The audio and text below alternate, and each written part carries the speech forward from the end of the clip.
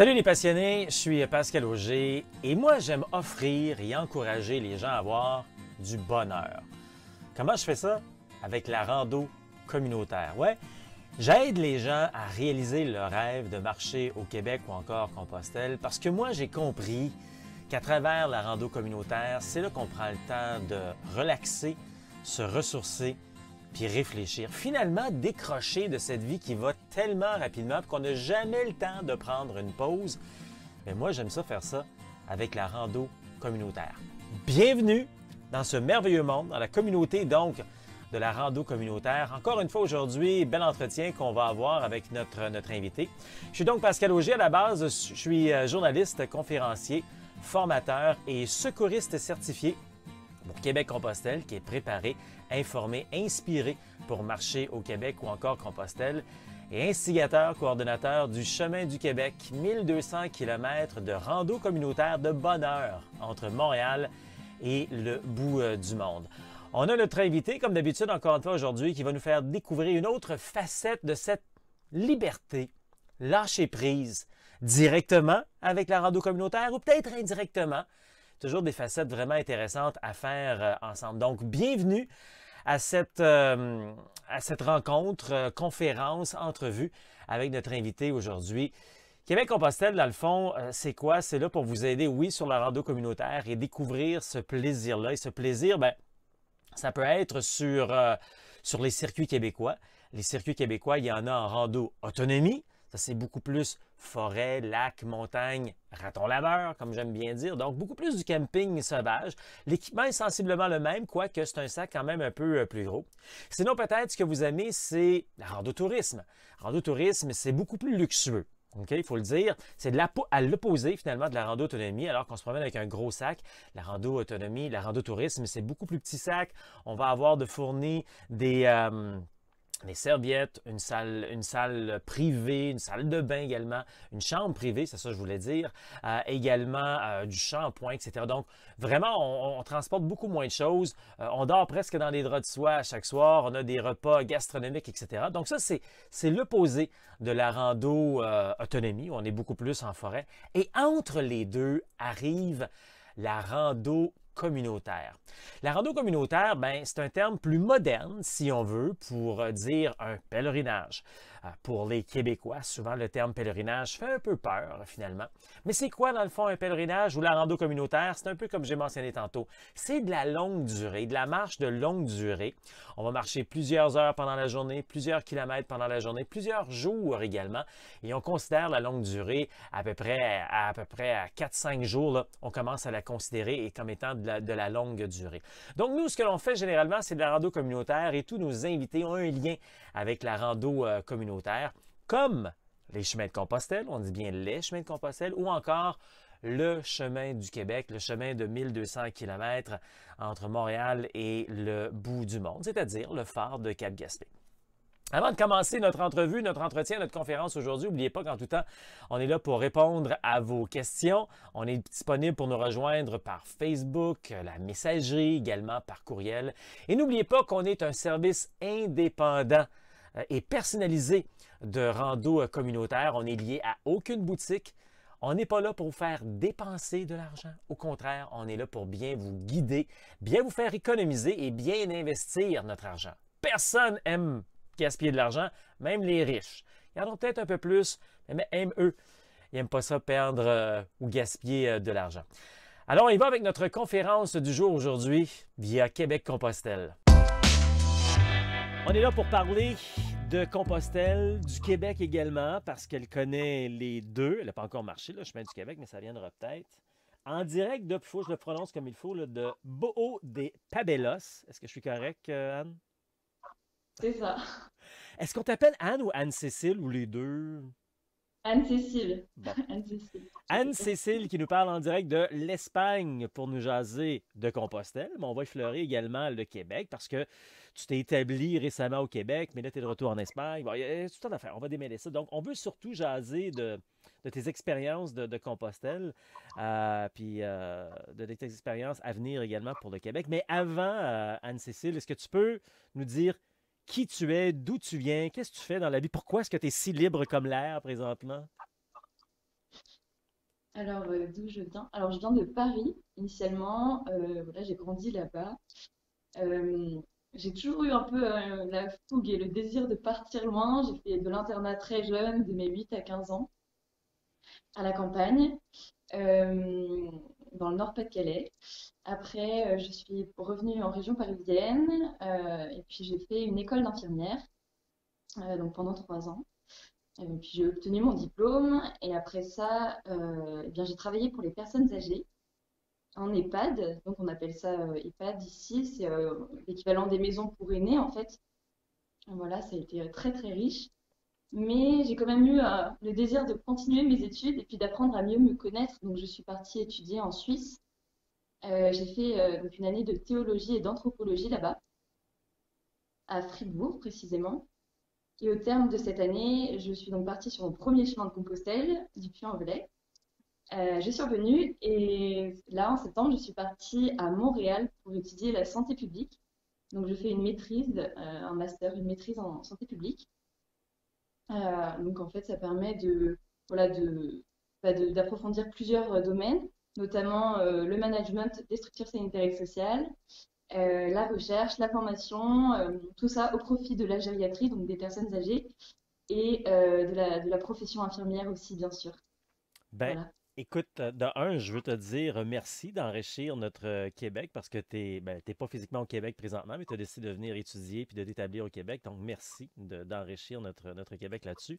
Puis la deuxième chose que je veux te dire, c'est est-ce que tu réalises, toi, qu'à 23 ans, je l'ai dit là, oh my God, à 23 ans, tu as probablement fait beaucoup plus que bien des gens qui ont 60 ou 70 ans. Tu as un goût de l'aventure que des gens ont peur d'avoir. Ça vient d'où ça, ton goût de l'aventure? Tu es allé un petit peu partout là, en Europe.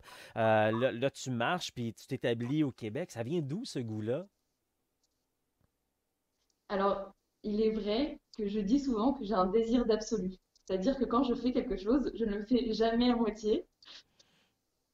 Et j'ai toujours voulu effectivement découvrir un peu le monde. Je ne sais pas vraiment d'où ça vient. C'est vrai que j'ai des parents qui nous ont fait beaucoup voyager quand on était jeunes.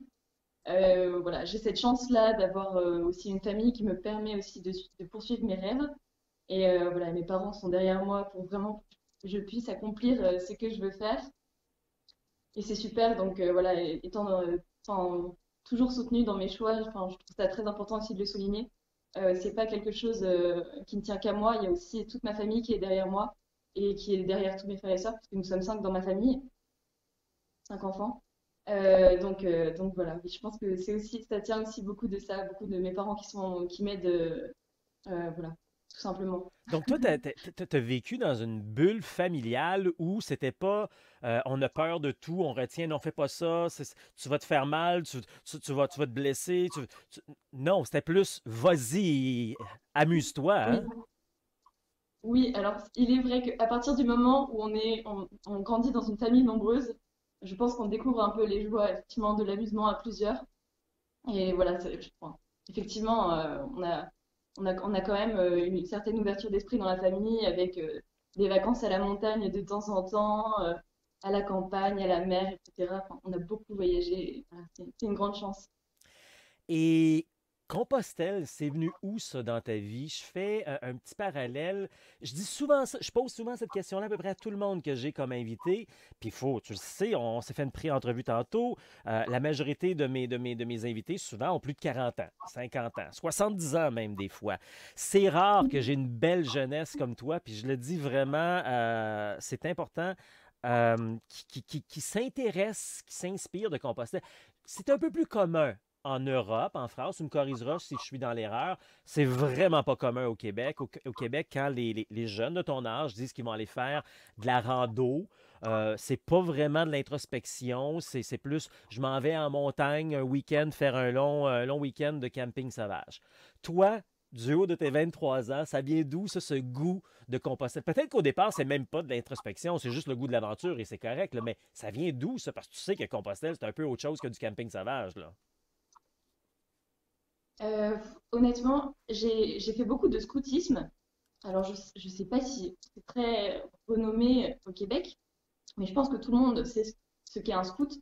Donc, j'ai fait beaucoup de scoutisme à partir de mes 8 ans, dans un milieu assez traditionnel en France. Et ça m'a quand même ouvert des portes sur ce qu'était la nature, la beauté des paysages. Et déjà là, je pense qu'il y a eu quelque chose qui s'est fait. Et ensuite, quand j'ai grandi, donc au lycée, en France, alors c'est à l'équivalent de 16-17 ans, j'ai commencé à faire des camps avec d'autres jeunes, etc. Et là, en étant dehors et en marchant, il est vrai que je me suis rendu compte qu'on avait quand même une nature absolument magnifique. Et ça, je l'ai constaté encore plus au Québec, où les saisons sont radicales, puisqu'il fait quand même -30 en hiver, plus 40 en été, il y a 1,50 m de neige, enfin j'exagère un peu, et la canicule, elle n'en plus finir. Et puis un été indien absolument magnifique, il faut souligner. On a quand même une nature enfin, qui est splendide. Et ça, je l'ai vraiment constaté assez jeune, effectivement, enfin, vers 16-17 ans. Et quand j'ai eu 21 ans, je suis partie avec un groupe d'amis, nous étions 5, pour faire la voie de Vézelay. Il me semble que c'est la voie d'Arles, je ne suis pas vraiment sûre. Ou la voie de Vézelay, bon, voilà. Et nous étions partis de Dax, puis nous avions fait Orthez et Saint-Jean-Pied-de-Port. Donc on avait traversé les Pays Basques. Et là, mais alors ça a été une révélation pour moi. On avait marché seulement 7 jours, mais ça m'a vraiment suffi pour voir que la nature était absolument splendide. Et dès le premier soir, je me souviens m'endormir sous ma tente, on dormait dehors à la Belle Étoile, ou sous la tente, et je me souviens m'endormir en me disant, l'année prochaine, tu partiras, tu feras 2 mois de marche, et tu emmèneras tes frères dans l'aventure. Et ça n'a pas manqué. L'année d'après, je suis partie effectivement en juin. Et mes frères m'ont suivi pendant 3 semaines sur mon long périple bon, de 2 mois et demi, 3 mois. Oh, Voilà. wow! Donc, Mais l'an c'est pas tout. passé, tu as fait la voie du puits, c'est ça? Oui, alors l'année passée, effectivement, je suis partie du Puy-en-Velay le 21 juin l'année dernière pour arriver à Santiago fin août, vers le 28-29 août. Ouais. Et c'est quoi, tu dis, par tes frères? Parce qu'il y a 4 frères et toi, vous êtes 5?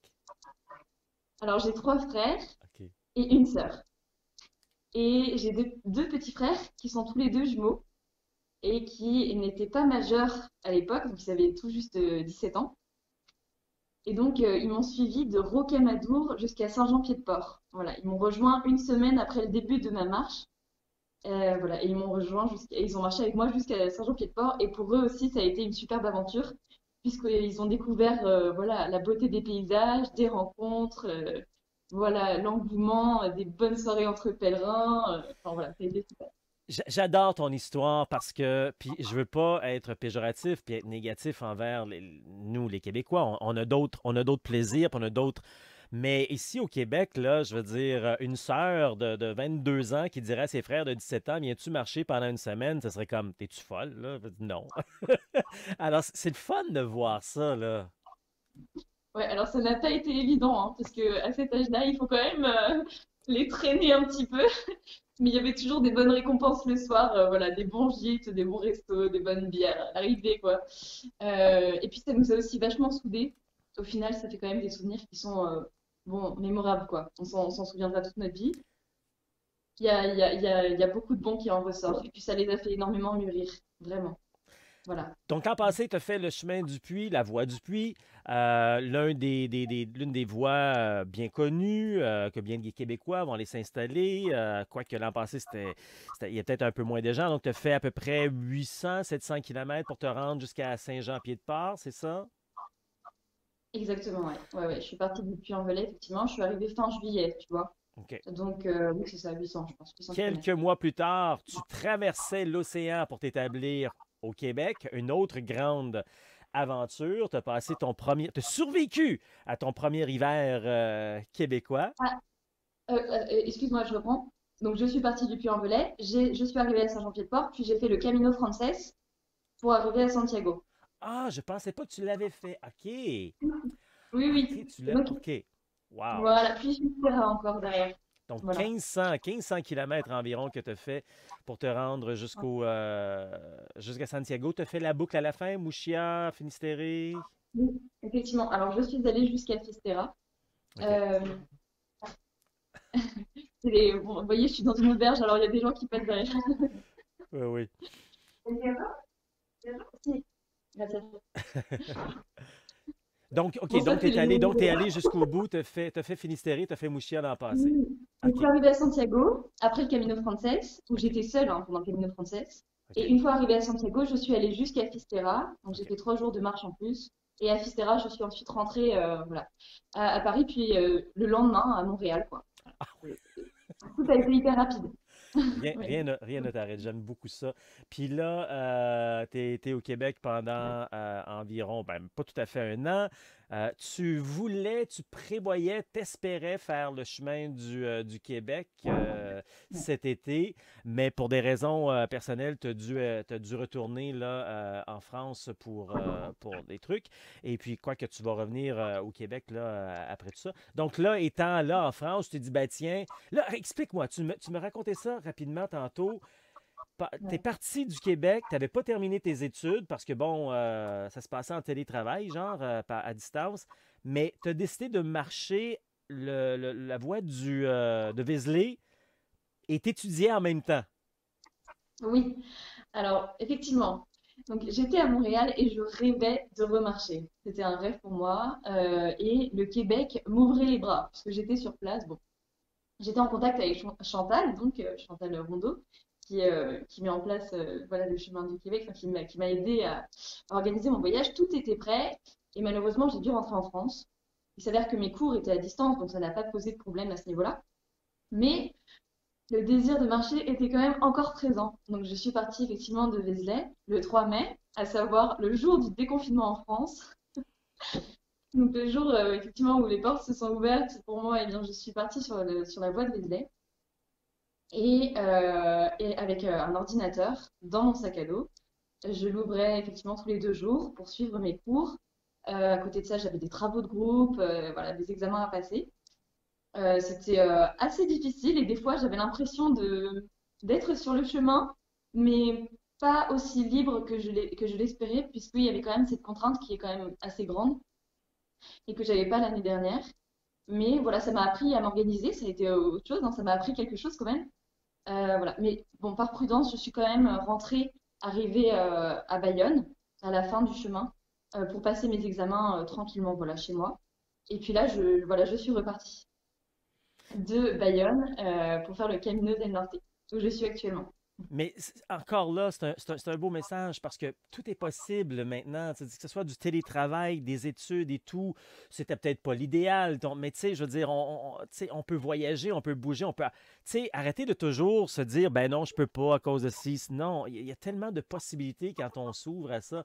Alors, tu as fait tes études, tu as pris une pause pour aller finaliser tes examens, tu as fini tes examens et là, tu es de retour sur le chemin. Oui, mais tout est possible. Et il faut que tous les jeunes se le rendent dans la tête. Tu me disais que les jeunes n'ont pas envie ou ne voyagent pas comme ça aujourd'hui et que, enfin, on voit pas ça, on voit des randonnées d'une semaine. Bon, mais il faut désirer des grandes choses, il faut désirer voir des belles choses, il faut vouloir sortir de sa zone de confort. Si on ne sort pas de sa zone de confort, on n'est jamais satisfait. Et moi, c'est là où je me sens vraiment heureuse, épanouie. C'est quand effectivement j'ai fait quand même un effort, quelque chose d'un petit peu plus difficile que dans la vie courante. Et Dieu sait que j'ai été une vraie Parisienne qui aime le shopping et qui aime être enfermée chez soi à regarder sa télé toute la soirée. Et ben, je me suis rendu compte que j'étais beaucoup plus heureuse quand je sortais de chez moi, que j'allais voir la nature, enfin voilà, la beauté des paysages, tout ce qu'il y avait autour, quoi, plutôt qu'enfermé chez soi, quoi. C'est évident. Et il faut inciter tous les jeunes à faire ça, je pense. Voilà, et surtout à ne pas avoir peur, parce que tout est possible quand on a la motivation. J'en parlais avec un pèlerin l'autre jour qui me disait All is mindset. Et je pense vraiment que c'est ça. Tout est dans la tête, tout est dans. Quand on a la volonté, tout va, tout fonce, quoi. Rien n'est impossible, effectivement. Rien Puis, n'est impossible.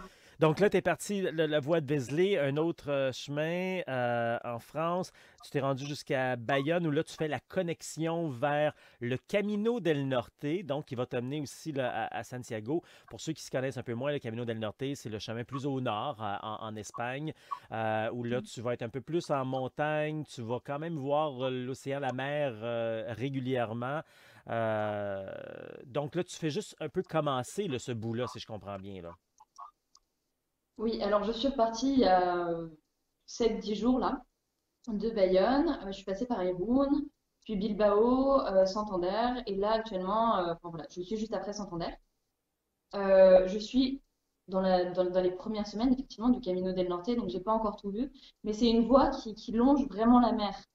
Voilà, donc là, pour l'instant, c'est des paysages qui sont magnifiques, des montagnes, de la mer, enfin voilà, des champs, des paysages qui sont absolument magnifiques. C'est transcendant, quoi. C'est éblouissant. Et tu prévois te rendre jusqu'à Santiago? Ouais, alors j'ai une contrainte de temps, puisque j'ai des événements cet été.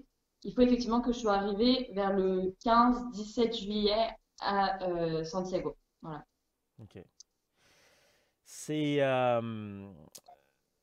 tu as commencé l'an passé, tu as continué cette année, tu arrivé toutes sortes de choses dans ta vie et le monde a évolué, changé. Qu'est-ce que, qu'est-ce qui se passe en toi? Qu'est-ce que tu retiens de toutes ces aventures?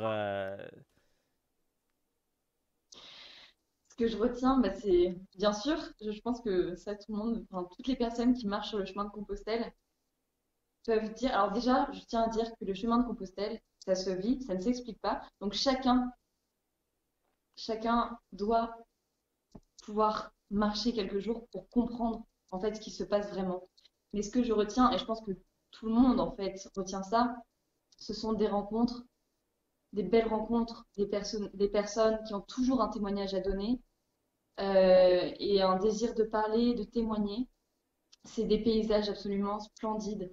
Voilà, enfin, j'en parlais tout à l'heure, mais c'est absolument magnifique ce que je vois sur les chemins de Compostelle. La France et l'Espagne recèlent de beaux paysages et j'espère que le Québec aussi, puisque bientôt, je pense faire le Camino Québec-Compostelle. Le Voilà, des chemin du belles Québec, ouais. rencontres. Oui, les chemins du Québec, pardon. Euh, voilà, des belles rencontres, des beaux paysages, voilà, un sentiment d'accomplissement, de liberté, je sais pas comment expliquer, mais en tout cas, j'en tire des vraies leçons pour ma vie, puisque je me rends compte qu'il y a plusieurs choses qui sont quand même inévitables pour avancer dans la vie. Et je pense que la vie se compare vraiment au chemin de Compostelle.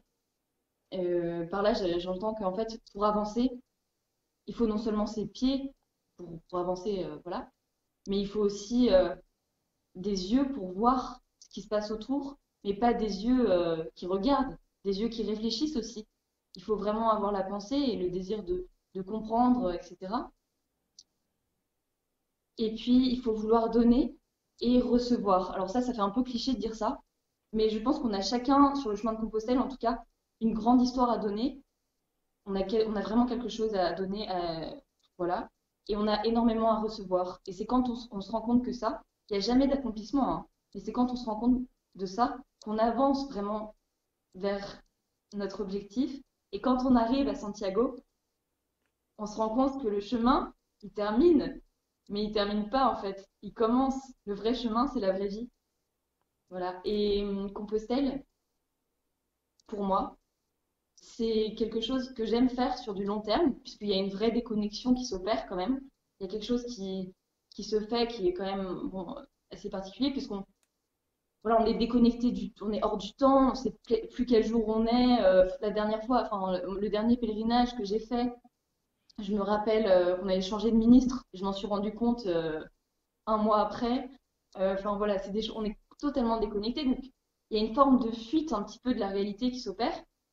Mais il faut toujours garder en tête que cette parenthèse, elle nous fortifie. Et puis, pour ma part, je sais que c'est pas ad vitam aeternam, ça va pas durer toute la vie. Voilà, je le fais étant jeune, mais j'aspire à d'autres choses plus tard. Et je pense que j'aurai pas toujours cette opportunité d'avoir 3 mois à m'offrir pour marcher non-stop, quoi.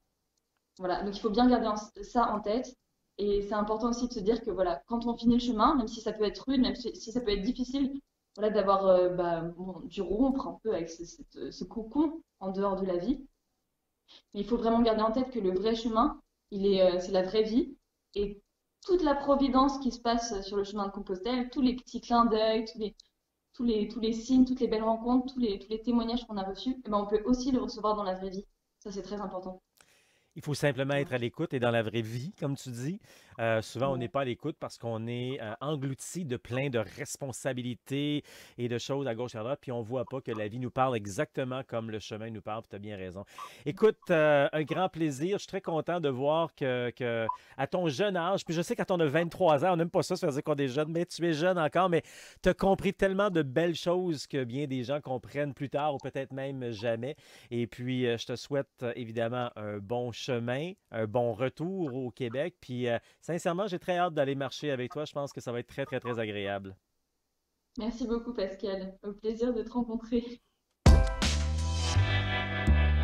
Alors, comme d'habitude, grande appréciation à tous nos invités qui viennent justement avec nous pour parler de leur passion, de leur côté de liberté, de décrochage.